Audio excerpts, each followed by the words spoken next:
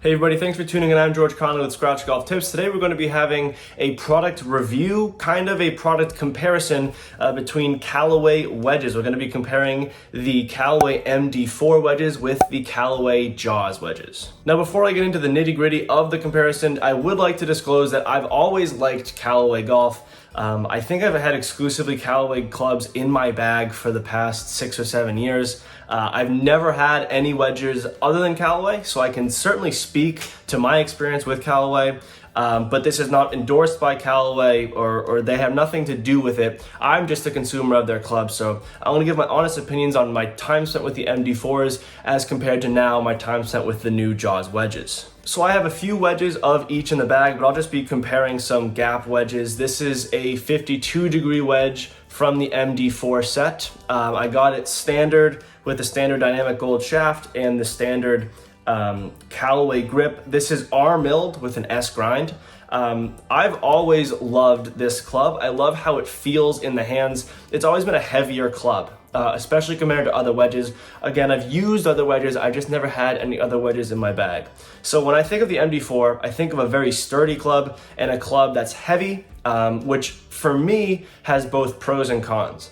The major pro with a heavy wedge is that I love the full swings with it. So this 52, I can max it out around 118 yards. The stock shot with it for me is right around 115. And my full swing, I love it. And I love to knock down shots with this. I can hit like a 100-yard shot with my 52 because I can put it back in the stance, flight it down a little bit. I feel better over the ball with a heavier golf club. That's with the full swings. However, I do not like a heavier club when it comes to chipping and utilizing it around the greens. I've always found a lighter club. I feel it with my hands better on those more touchy shots. I don't need to feel it in my hands when I'm having a full swing.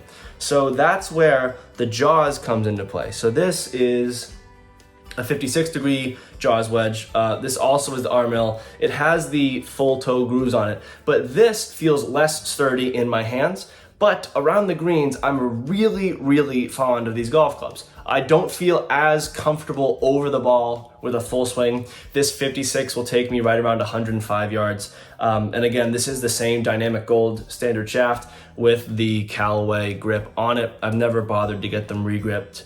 I'm not a big re-gripping guy. I don't really care that much about my grips, to be perfectly frank with you. But I feel over the ball very differently just because of the weight of the two clubs. Now, another big part about the JAWS, especially when comparing to the MD4, is the Callaway team spoke so much about the face. And again, these clubs have been used, so these aren't brand new, but we have the full toe, which adds grooves here.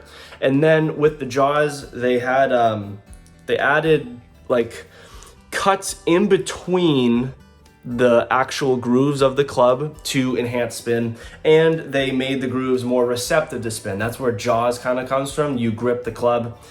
In my experience, there's absolutely no change in the spin that you can accumulate on the ball. I've put both of these clubs to the test on my Flight Scope Mevo. There's absolutely no change in the RPM. There's nothing noticeable at all. And I think there's been a lot of golf equipment individuals and golf equipment brands who review golf equipment who have also seen no spin changes at all in terms of RPM. This is a lot of golf equipment gets caught up in marketing ploys, right?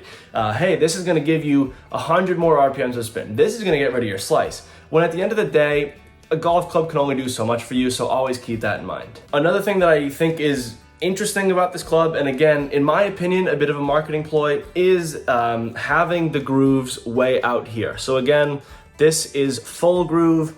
Most standard wedges, as you can see, the grooves do not go all the way over to the toe.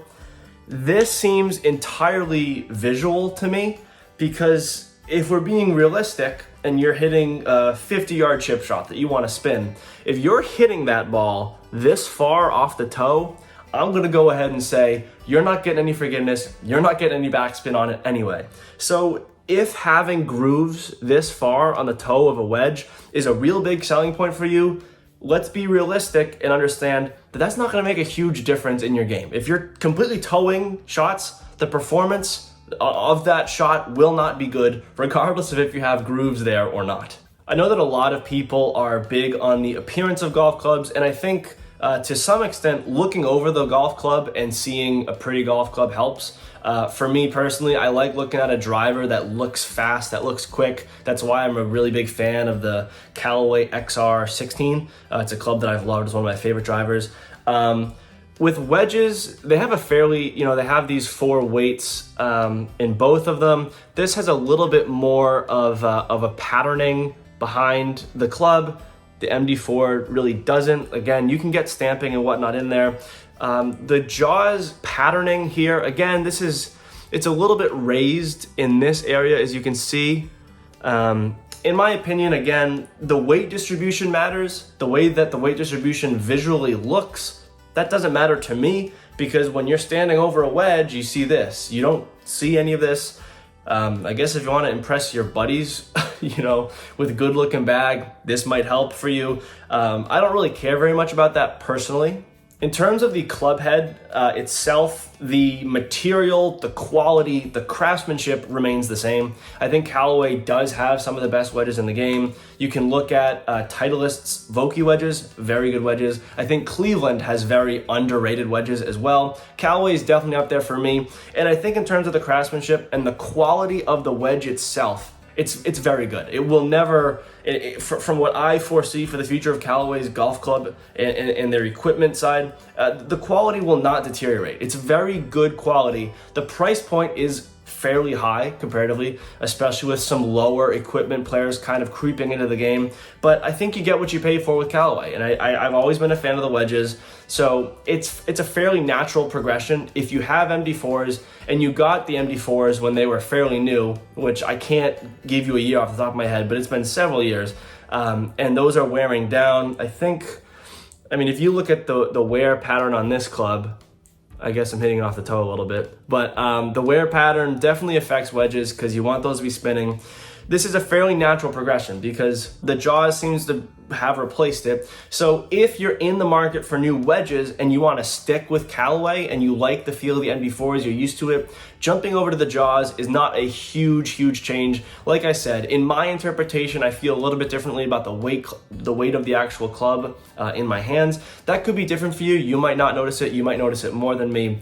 That all depends. But what I will say is if you have been used to the MD4 for a while, I wouldn't rule out looking at some of these other brands. Getting a wedge fitting is something that not a lot of people do. You usually think of full bag fittings, and some people will get a whole set of irons, they'll get a 3-wood driver, but often having your wedges fit to you is overlooked, just like putter fittings. I think those are overlooked as well, but that's neither here nor there. This video is about wedges. My final thought on this Callaway wedge progression is if you have the MD4s and you're not entirely sold on upgrading to the JAWS, you can absolutely look into some other options. I would look into a wedge fitting. Not a lot of golfers get fit for wedges. So many get fit for drivers and 3-woods and a full iron set, but wedges are really where you can get some nice results, especially if you have well-fit clubs. You can adjust the lie angle, the bounce, all kinds of fun stuff on it. So maybe try play around with that. Look into all different kinds of brands. Sometimes people will go into a fitting and say, I'm a Titleist guy. I'm hitting Titleist. I want to be fit for Titleist.